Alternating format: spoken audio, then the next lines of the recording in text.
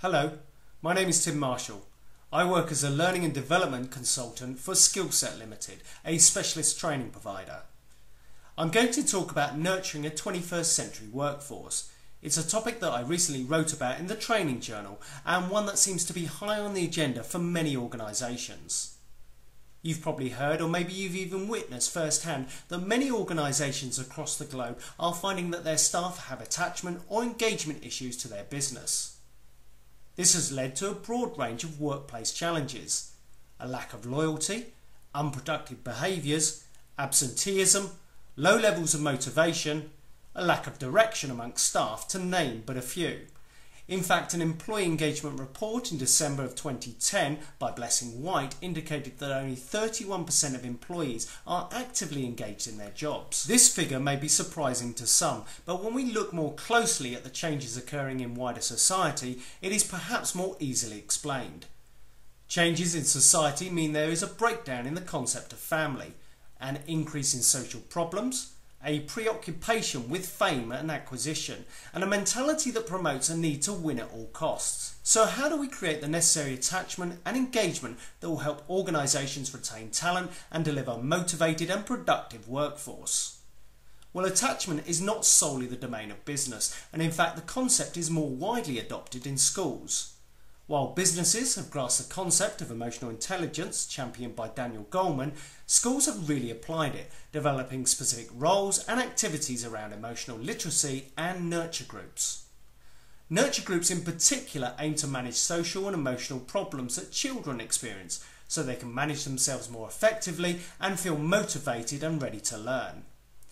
Nurture groups are about developing healthy relationships and behaviour, as well as becoming more aware of emotions and choices. Children receive a sense of security possibly not experienced in their own relationships and learn to control themselves and their behaviour in a manner more conducive to them achieving positive results.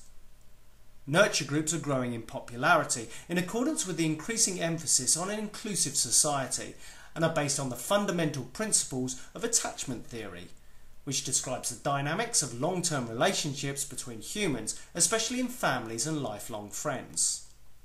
These principles and practices are effective in education, and many believe they engender skills critical to success in the workplace. In other words, they build EQ.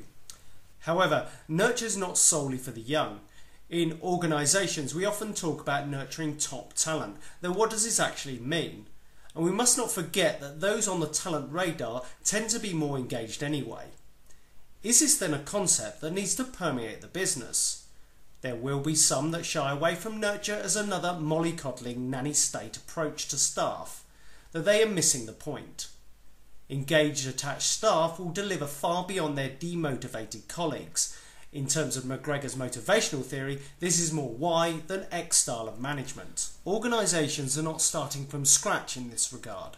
We've seen innovative team building days, staff facilities like daycare nurseries and chill-out rooms, activities to drive social engagement, and even concepts of working like the fish philosophy based on the Seattle fish market engagement to work. Though we can and should do more. With the majority of our waking day often spent in the workplace, it should make perfect sense to foster a supportive, productive and caring work environment to enable us to get the most from our staff. As American author and consultant Thomas Peters states, management is about arranging and telling, leadership is about nurturing and enhancing. Thank you.